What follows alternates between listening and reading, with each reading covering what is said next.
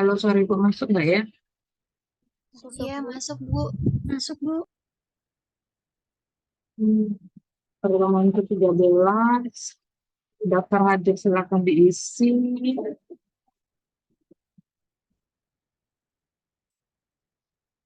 Nanti keluar, Pak ya. PowerPoint-nya keluar.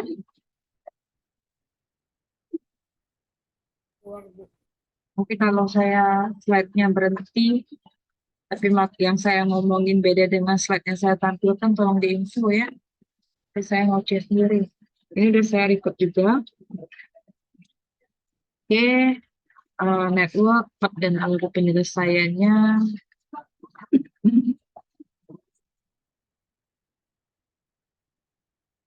Nih, kita ke research allocation.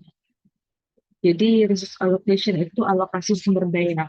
Dia itu biasanya berhubungan dengan efisien dari utilitas atau sumber daya yang terbatas. Jadi kita mau mengatur bagaimana ketersediaan materi, sumber daya yang terbatas, tapi jadwal proyek tetap selesai tepat waktu, bahkan lebih cepat. Jadi ada yang namanya time cost trade-off. Ya, time cost trade-off. Jadi kita akan mereduksi atau mengurangi waktu penyelesaian proyek dengan mengalokasikan sumber daya tambahan pada beberapa aktivitas tertentu. Misalnya mau selesainya lebih cepat, jadi kita tambahin pekerjanya, tambahin guru hariannya atau helper gitu ya.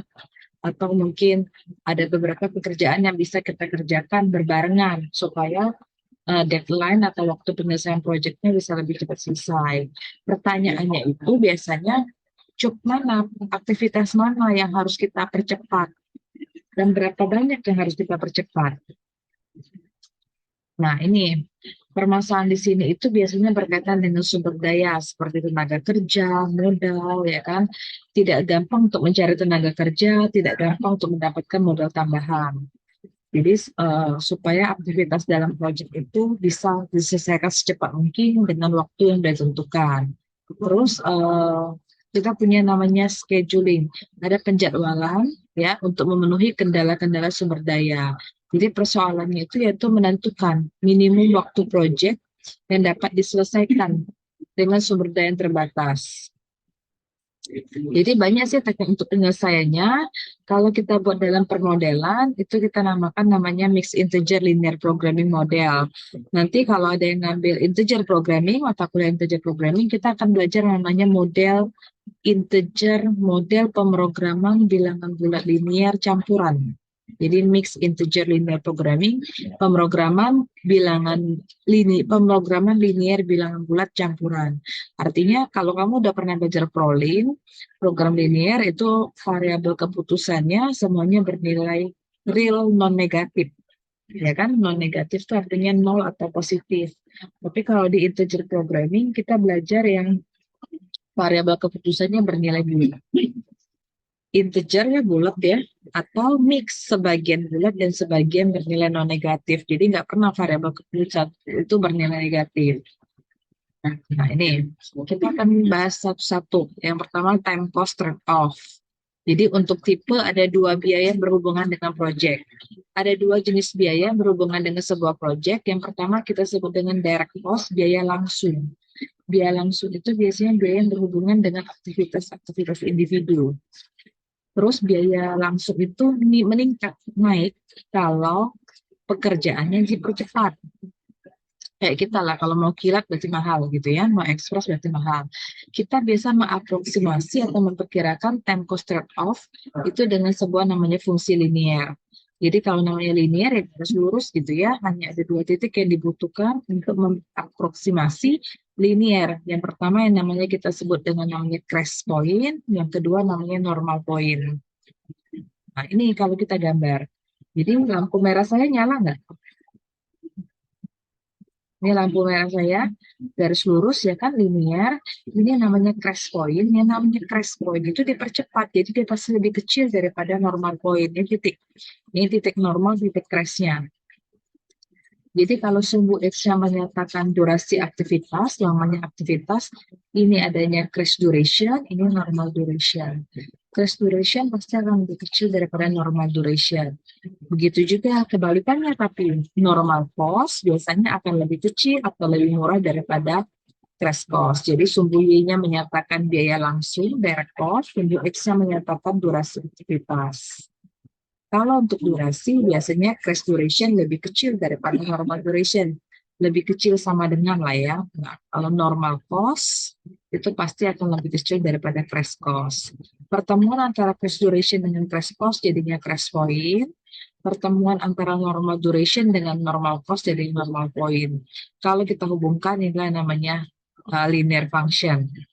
Linear line ya, garis linear.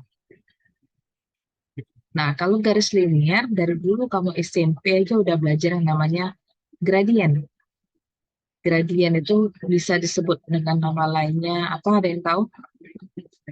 Gradien nama lainnya apa? Kemiringan, slope ya kan? Nah, slope, kemiringan dari time cost line, ya kan yang kita gambar tadi, ini gambar garis lurus, kita akan ngitung yang namanya kemiringan. Nah, ini kemiringannya. Kita punya rumus yang namanya cost slope.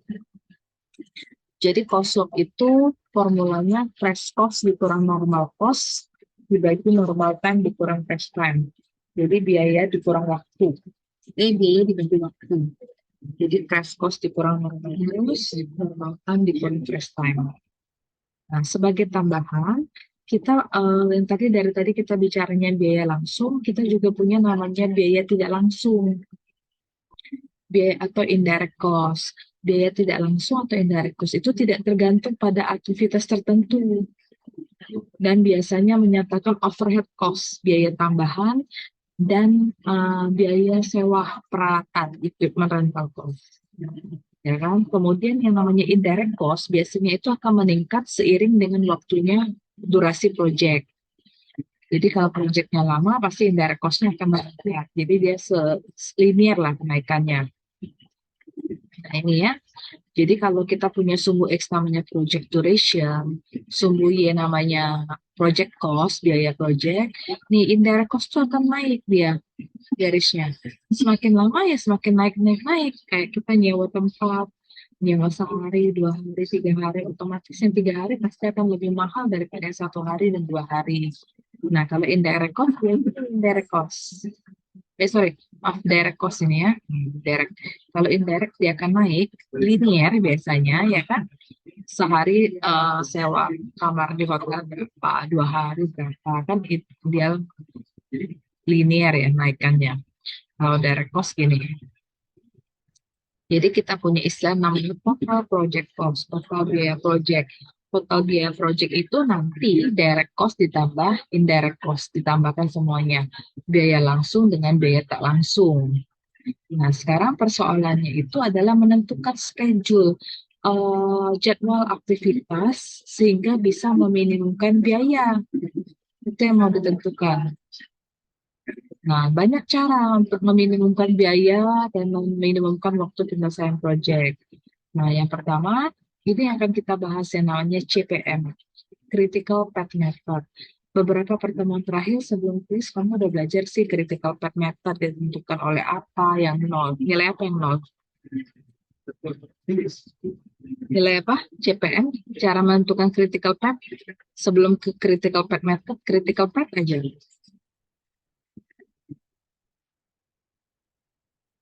Koreksiannya sudah, nanti minggu depan saya bagikan semua.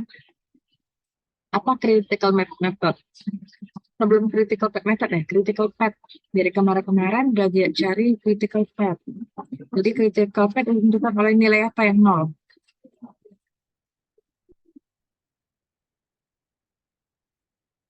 Suara Ibu udah dengar enggak? Ini masalah penyakit kalau online nih.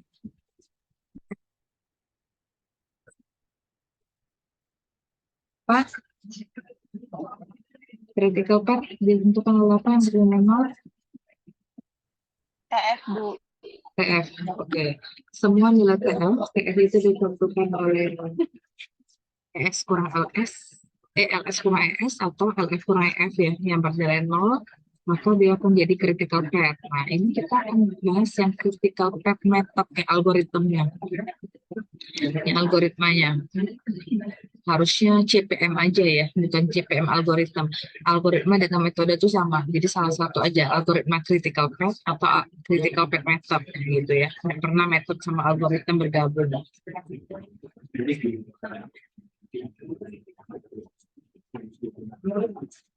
Nah, oke, ini dihapus, gitu ya. Nah, cara yang kedua, kita akan mencari job pekerjaan sepanjang critical path. Jadi, otomatis hati-hati penyelesaian forward dengan backward jangan salah, karena dia akan berdampak ke critical path. Kita akan cari sebuah aktivitas atau pekerjaan ya sepanjang critical path dengan biaya cost loop yang paling murah. Nah, cost loop tadi kan udah ada rumusnya. Kalau cost loop-nya paling murah, maka pekerjaan ini bisa di-stress. Artinya kita bisa kurangin. Kemudian biaya untuk mempersingkat proyek, mempersingkat jobnya itu dalam satu periode, itu kurang dari biaya yang sudah kita schedulekan, sudah kita rencanakan. Ini algoritmanya ya, kita ulangi langkah 2. Nanti saya pakai kalimat saya sendiri. Ini nanti kalau kita mau modelkan, kalau kamu udah belajar linear programming, jadi pekerjaan CPM dengan tadi bisa dibuat dalam bentuk model pemrograman linear. Nah, kalau model program linear udah pasti ada yang namanya fungsi tujuan, ada yang namanya kendala. Nah, ini variabel-variabel yang kita pakai nanti ini ya. Nah, ini gambarnya. Kalau mau pakai model program linear, saya nggak akan bahas model program linear di sini. Tetap di sini ada fungsi tujuan, ada kendala, gitu kan? Terlepas nanti kerjanya mau pakai apa, pakai lintu atau sebagainya. Sekarang kita ke sini dulu. Consider the following project. Jadi ada data project seperti ini. Networknya yang sudah dikasih tahu sih sebenarnya. Jadi aktivitas A itu menghubungkan vertex 1, 2, aktivitas B menghubungkan vertex 1, 3, 2, 3, dan seterusnya. Di sini ada normal time, ada normal cost. Ada crash time, ada crash cost. Ya, ada normal time, ada normal cost, ada crash time, ada crash cost. Terlihat bahwa crash time, yang namanya crash time, dia pasti lebih kecil sama dengan normal time.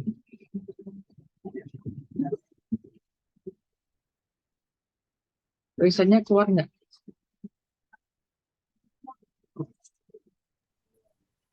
Kelihatan tulisan saya? Ada nggak tulisan merah Ibu? Ya. Terlihat, Bu. Ada, Bu. Nah, crash time lebih kecil sama dengan normal time.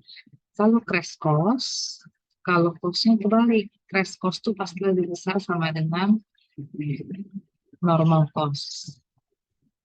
Nah, kita akan menghitung yang namanya cost loop. Tadi rumus cost loop apa? Rumus cost loop tadi. Jadi cost loop sama dengan crash cost dikurang normal cost dibagi normal time dikurang crash time. Jadi yang ini dapatnya dari mana? 280 dikurang 210 dibagi 4 dikurang 3. Ya, 70 bagi 1, 70. Kalau cost loop-nya tidak dikasih tahu, kita harus hitung sendiri dengan formula ini ya. Cost loop sama dengan crash cost dikurang normal cost dibagi normal time dikurang crash time. Nah, yang ini gimana? Jadi dari 560 dikurang 400. 8 dikurang 6. 560 dikurang 400 itu 160 dibagi 2, 80. Yang ini 600 dikurang 500 dibagi 6 kurang 4. 100 dibagi 2, 50. Terus yang ini 600 kurang 5, 40 dibagi 9 kurang 7. 60 dibagi 2, 30. Yang ini 1100 dikurang 500 dibagi 4 kurang 1. 600 dibagi 3, 200. 240 dikurang 150 itu 90 dibagi 5 kurang 4. 1, 90 bagi 1, 90. 150 kurang 150, kurang 3 nol, 0 per 0. Kita buat strip aja di sini. Jadi tidak punya koslok ya.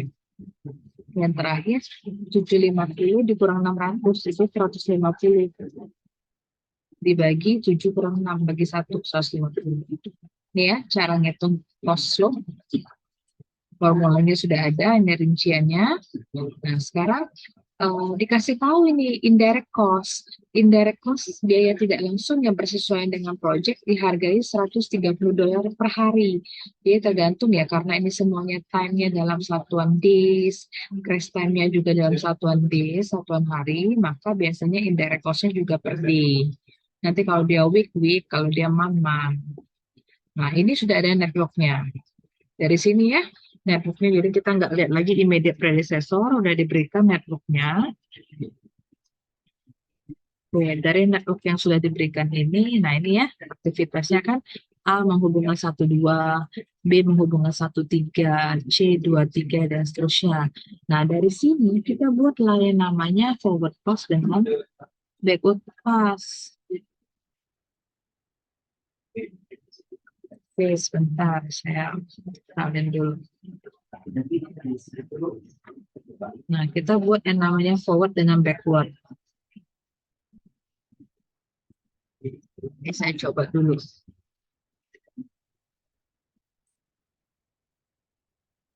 Bentar ya.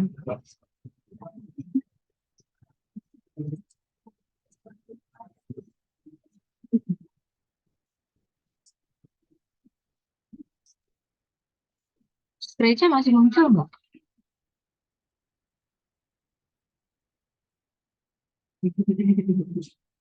Munculkah screen-nya? Masih muncul, Bu. Nah, ini sekarang forward. Ada ya tulisan saya forward pass. Ada, Bu. Nah, ada forward pass. Jadi ES. Hmm, ES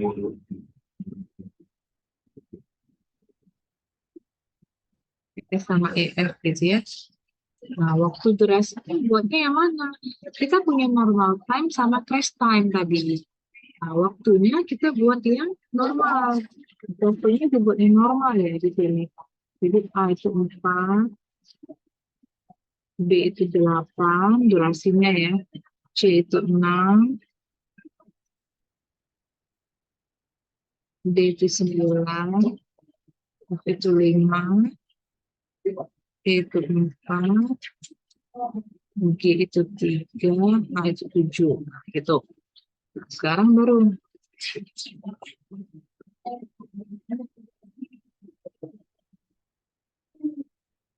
kita mulai dari merah ini. Jadi ini 0 gitu ya, tambah maju terus. 0 tambah 4, sini 4, 0 tambah 8, 8. Ya bang kan? Maju terus ya. Oke, 4, 4 tambah 6, 10, 4 tambah 9, 13. Oke, terus maju-maju gitu ya. 10, 10 gitu ya. 10 tambah 5,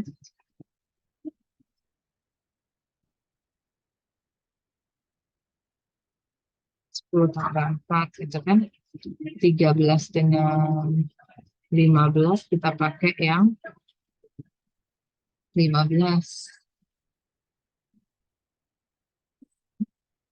15 tambah 7, 22. 14 tambah 3, 7. Itu kan dari penentuan. Pendek 10. Nah, gitu ya. Jadi optimum duration time-nya 22 hari. Nah, ini kalau kamu screenshot, nanti kamu coba sendiri. Yang saya hapus soalnya.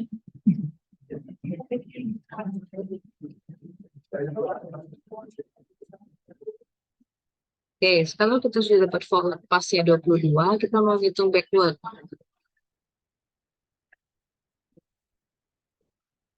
Menghitung backward, nah ini backward ya.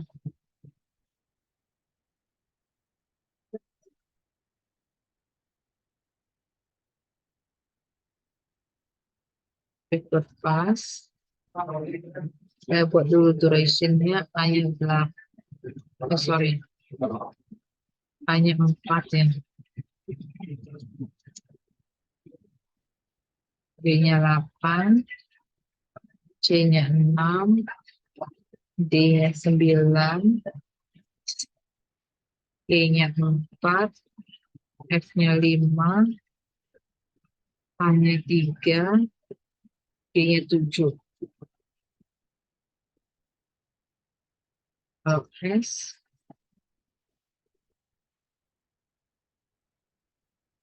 LF. Nah, LF tadi 22 nih. 22. Kalau mundur dikurang ya. 22 kurang 3, 19. 22 kurang 7, 15. 15, 19, 15. 15 kurang 4, 11. 19 kurang 5, 14. 19 kurang 9, 10. 14 dengan 11.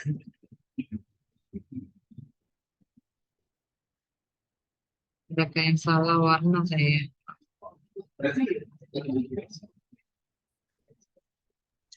Maaf Bu, Ya, sepertinya untuk yang H sama yang G itu ketukar Bu.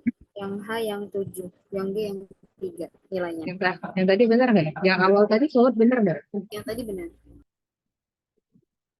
Hanya, oh iya, durasinya salah. Nah itu ya hati-hati ya. Fatal rumah nih.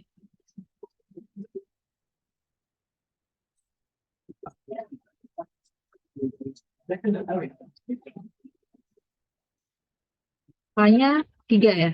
Hanya 7. G-nya 3 gini ya.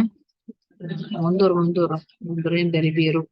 22 ya. Ini 22 nih. Kalau ini ngeceknya sebenarnya nanti pasti tabel kan. Kalau tabelnya berbeda ya udah berarti ada yang salah. 22 kurang 3, 19. 22 kurang 7, 15. 19, 15. 19 kurang 4.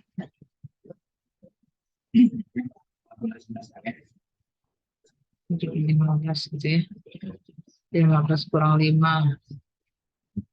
10. 15 kurang D-nya berapa tadi? D-nya 9 ya. D-nya 9, A-nya 4.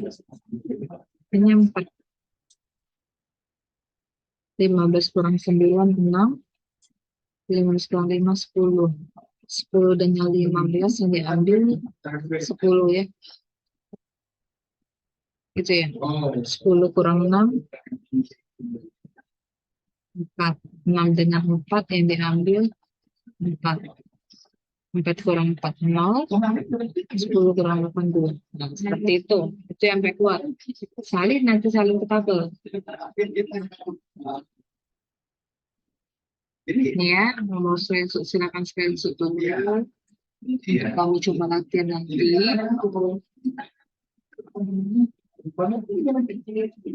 Oke, saya lanjut ya.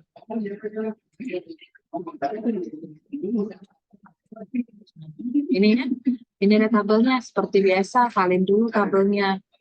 Tabel yang namanya ES, LS, LF, sama TF. TF sudah tahu kan?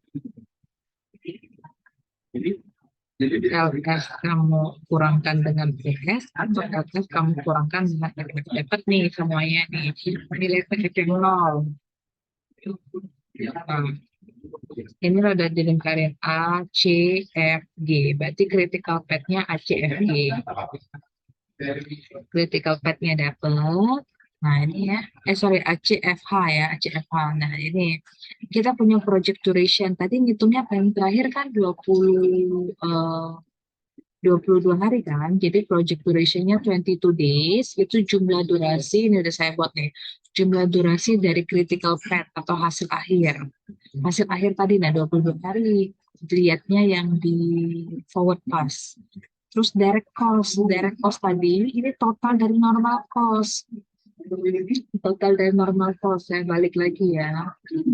Nih di tabel soal awal nih, normal cost. Kita punya normal cost nih, 210 tambah 400 tambah 500, tambahkan semua aktivitasnya dari A sampai H.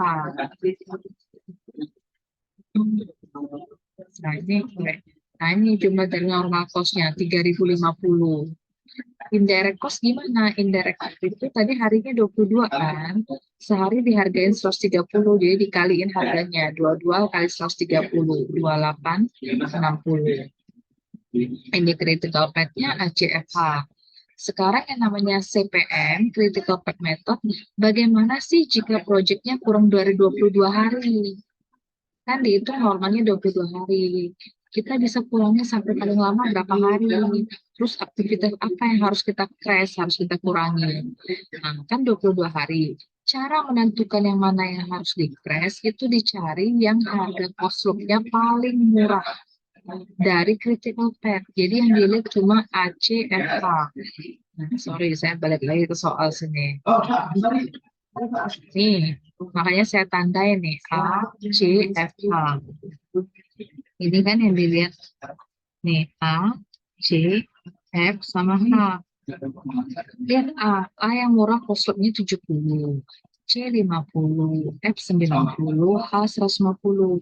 Dari keempat ini 70, 50, 90, 150. Paling kecil siapa? C kan 50. Kita coba C yang di crash. Nih, C adalah aktivitas yang paling murah untuk di crash. Kita coba crash C. Nah, kalau kita crash C, ini kita gambar lagi. Berarti namanya forward dengan backward. Durasinya tetap lihat yang normal time, tapi C-nya dikurangi 1 hari. Jadi semuanya digambar kembali. Jadi ini forward pass. Ya, durasinya tetap kita buat. Saya buat merah aja lah. A-nya tetap 4, B-nya 8, C-nya bukan 6, tapi C-nya berkurang jadi 5. D 9, E 4, F 5, G 3, hanya 7. Nah, kita hitung lagi yang namanya ESEF, LSLF.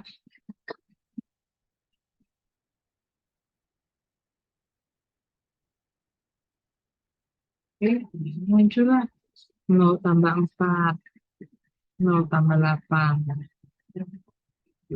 Kan? Nggak sulit kok nih. 4 tambah 5 jadi 9. 4 tambah 9 jadi 13. 8 dengan 9 diambil 9. 9 tambah 4, 13. 9 tambah 5, 14. 13 dengan 14, kita ambil 14. 13 sendirian. 14 tambah 7, 21. 13 tambah 3, 16. Nah, happy-nya di sini. Tadi kan 22. Jadi ketika C yang tadinya durasinya 6, saya kurangi 1 jadi 5. Waktu penyelesaian proyeknya jadi 21 days, 21 hari. Enak kurang 21. Jadi artinya C bisa di crash. Kalau ini sudah berubah jadi 21, tidak 22 lagi, silakan hitung yang namanya backward pass. Nanti ada kemungkinan C ketika di crash mah mantap 22. Kalau C-nya mantap 22, artinya C-nya tidak bisa di crash. Bukan artinya kerjaannya selesai, cek lagi. Kosluk mana yang paling murah? Tadi kan lihatnya dari ACFH. Cari termurah kedua. Nah, ini kan 21 nih. Karena ini bisa. Nah, sekarang hitung yang namanya backward.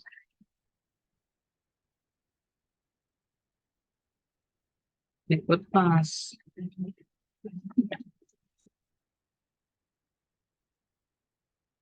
Ini LS. Ini LF. Saya buat dulu durasinya seperti tadi. Ingat C-nya bukan 6, tapi jadinya 5.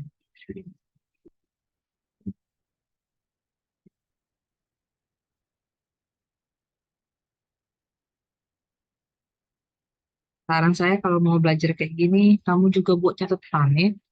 Dari mau screening mata kamu aja. Catatan sambil kerja sama-samanya 21 jadi sekarang bukan 22 nih. 21 kurang 3. Sorry, 21 kurang 7. 11. 21 kurang 3, 18. 11 kan? 18. 18 kurang 4, 14. 14 kurang 5, 9. 14 kurang 9, 5. 14 dengan 9 kita ambil 9. 9 kurang 5, 4. 9 kurang 8, 1. 5 dengan 4 kita ambil yang namanya 4. 4 kurang 4, ya kan? Seperti yang saya katakan di awal-awal, salah satunya itu 0. Nah, ini backward pass. Forward sudah, backward sudah, tabel. Jadi forward, backward, tabel. Sama critical path. Nah, ini backwardnya. Oke, saya kasih rekaman zoom-nya update lagi nanti. Nah, nih, optimumnya bukan 22D lagi, tapi 21D. Buat aktivitas, tabel STF, FSLF. Carinya ya biasa.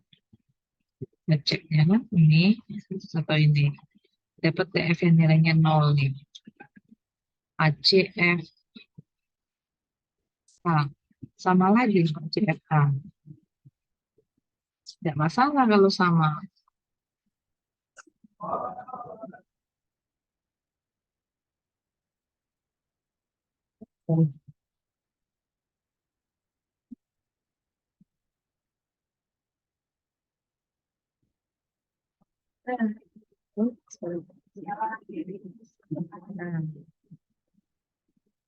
Sudah lihat nah ini tabelnya. Nah, kita hitung lagi direct cost. Direct cost-nya gimana? Yang tadi 22 hari kan 3.050. Terus yang kita crash tadi C kan. Nah, lihat C tadi cost-nya berapa? 50. 3.050 tambah 50. Jadi direct cost-nya 3.100. Indirect cost-nya gimana? Indirect cost tadi kan harinya 21 ya. 21 seharinya dihargai 130. Jadi 21 kali 130. Dapatlah 2730. Ini critical path-nya. Lihat lagi nih ACFH, lihat cost slope-nya. Antara ACFH yang mana yang paling murah? C kan tadi. Nih balik lagi ke tabel. Nih ya. Tetap ACFH kan 70, 50, 90, 150. Paling murah tetap C. Nah, C lagi kita crash. Hati-hati ada aturannya. Z di sini tabel. Kalau normal tanya 6, tadi kan C-nya udah berkurang jadi 5 ya. Z di tabel, dia cuma bisa sampai 4 artinya. Jangan, istilahnya jangan asik landas C terus, karena murah C di crash terus. Tadi 6 sudah berubah jadi 5. Sekarang kita crash C lagi. 5-nya jadi 4. Masih boleh sampai 4. 4 boleh di crash sampai 3 gitu ya. Itu artinya. Nah, C lagi kita crash.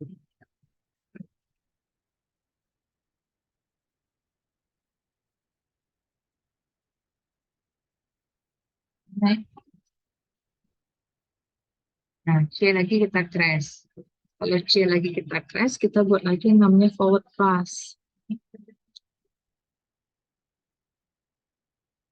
Sebentar ya, saya share yang satunya lagi aja.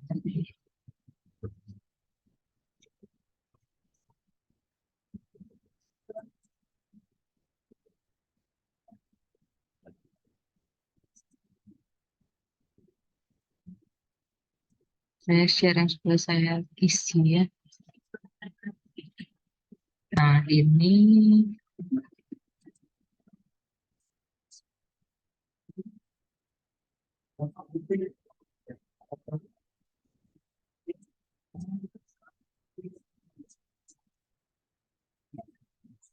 muncul nggak PowerPoint-nya?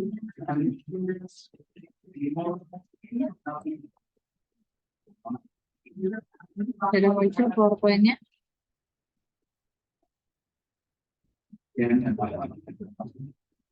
Keluar belum ya? Nah, ini optimum 20 hari. Tadi kan katanya mau crash C lagi kan. Ini dibuat lagi forward pass-nya. Durasinya dibuat lagi. Semuanya tetap. Durasinya, lihat normal time. Tapi C-nya tadi kan 5. Berubah jadi 4 nih. C-nya berubah jadi 4. Nah, kamu hitunglah maju mundurnya. Majunya lagi kayak biasa.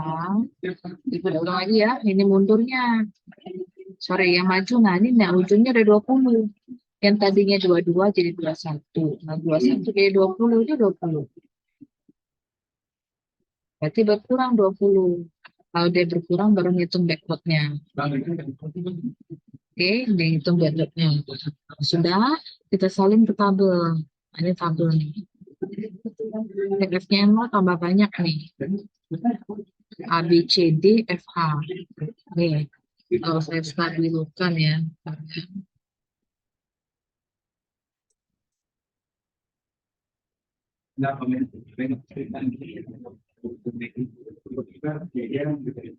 Yang nih nilai PF yang nol ada di A, ada di C.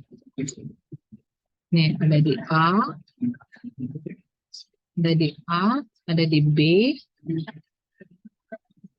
ada di B, ada di C yang PF-nya nol ya, ada C, ada di D, ada di F, ada di H. Kalau seperti ini kan artinya lintasannya tambah banyak. Jadi nulisnya bukan A, B, C, D, F, H. Jadi lintasan yang pertama dari A ke D ke H. Ini saya buat nih critical path pertamanya A, D, H.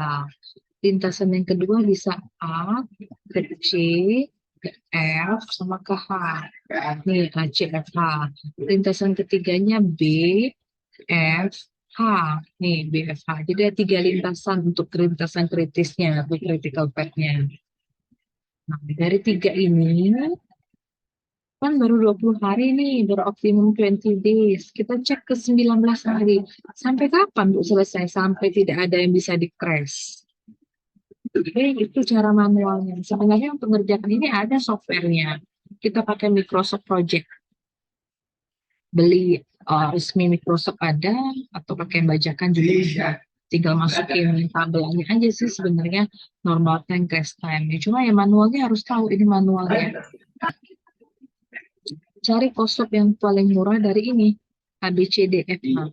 Tadi C ya paling murah. Coba kita lihat ke tabel. A, B, C, D, F, H. Saya clear dulu ya.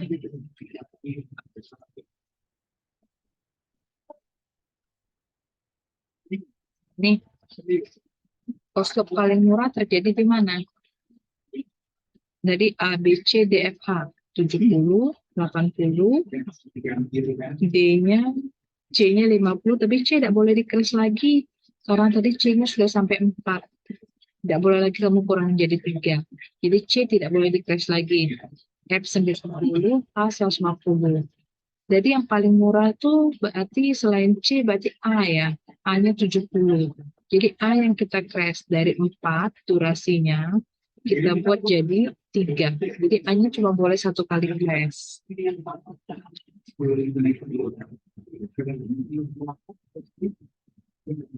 Nah,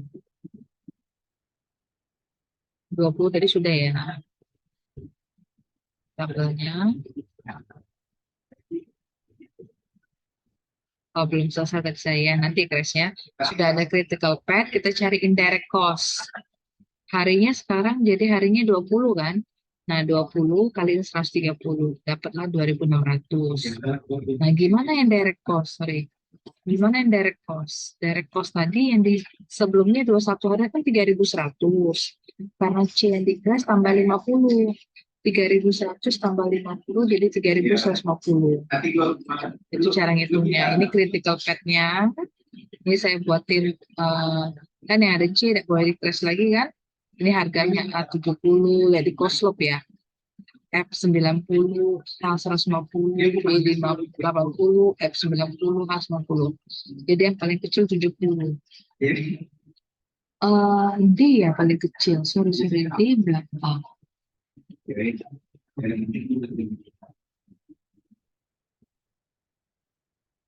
D berapa D? Koslop D.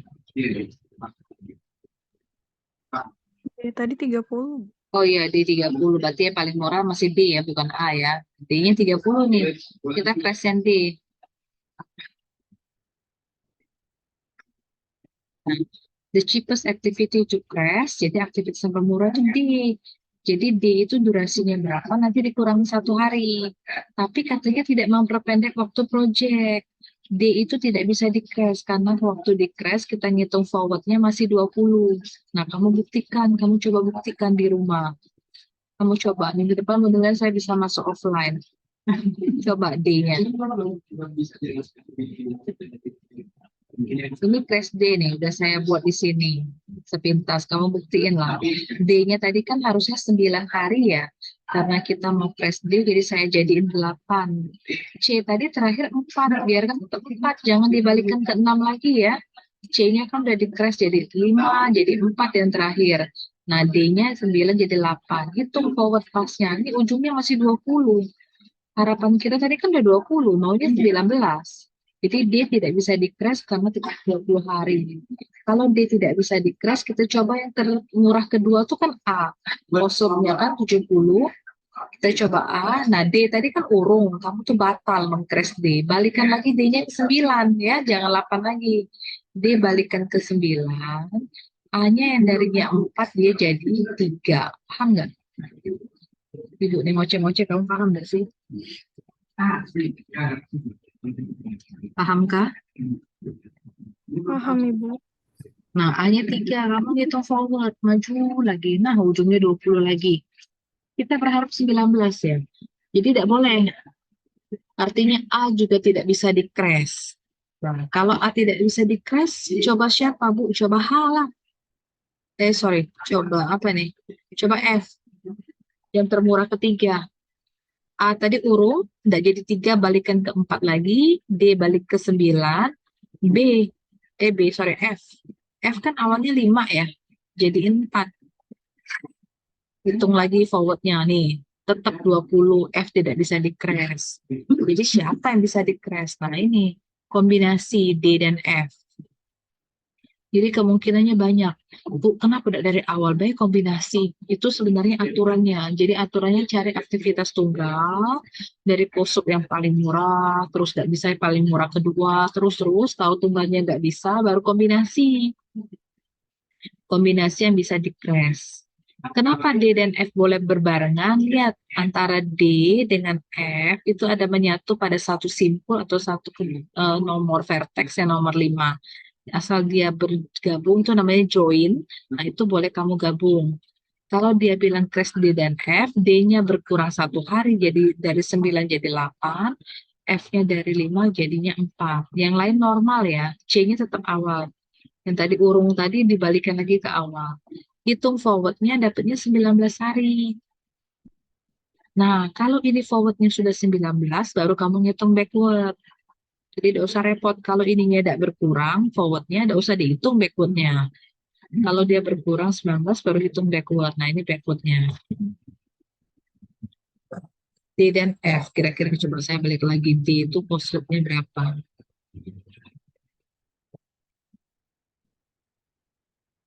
Per ini, D 30, F 90. 30 tambah 90, 120. Ya kan? 3D kan 30, F kan 90. 30 tambah 90, 120. Mendingan crash D dan F ketimbang crash H. Karena H-nya 150. Kan lebih murah 120 daripada 150.